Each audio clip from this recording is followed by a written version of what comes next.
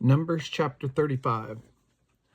On the plains of Moab, by the Jordan, across from Jericho, the Lord said to Moses, "Command the Israelites to give the Levites towns to live in from the inheritance the Israelites will possess, and give them pasture lands around the towns. Then they will have towns to live in and pasture lands for the cattle they own and all their other animals.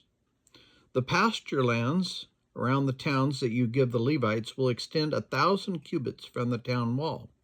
Outside the town, measure 2,000 cubits on the east side, 2,000 on the south side, 2,000 on the west side, and 2,000 on the north, with the town in the center.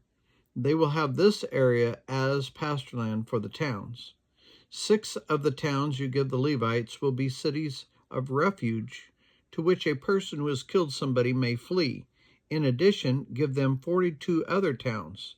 In all, you must give the Levites 48 towns together with their pasture lands. The towns you give the Levites from the land the Israelites possess are to be given in proportion to the inheritance of each tribe. Take many towns from a tribe that has many, but few from one that has few."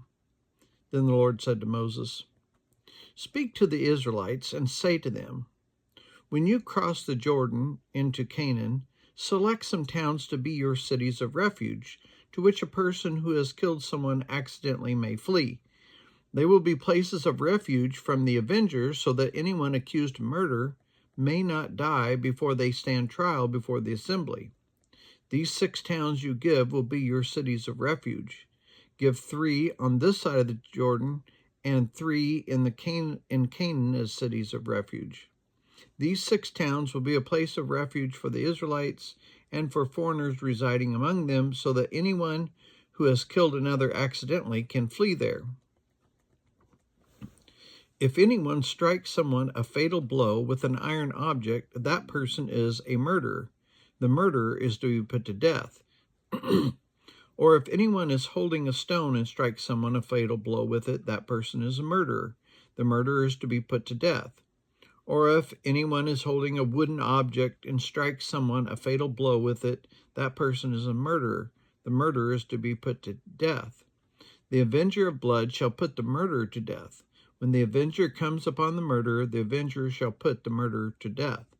If anyone with malice aforethought shoves another or throws something at them intentionally so that they die, or if out of the enmity one person hits another with their fists so that the other dies, that person is to be put to death. That person is a murderer.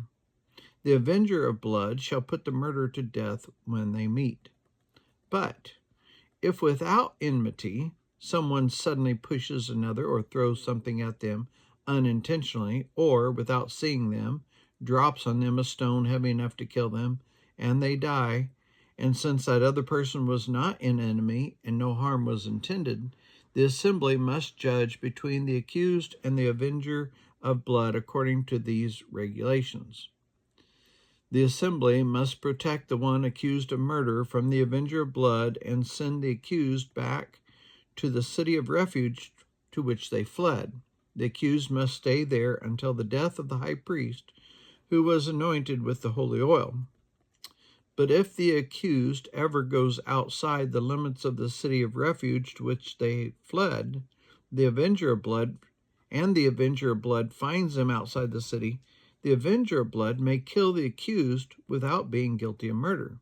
The accused must stay in the city of refuge until the death of the high priest. Only after the death of the high priest may they return to their own property. This is to have the force of law for you throughout the generations to come, wherever you live.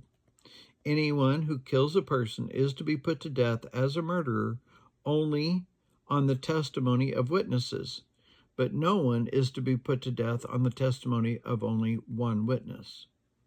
Do not accept a ransom for the life of a murderer who deserves to die. They are to be put to death. Do not accept a ransom for anyone who has fled to a city of refuge, and so allow them to go back and live in their own land before the death of the high priest. Do not pollute the land where you are.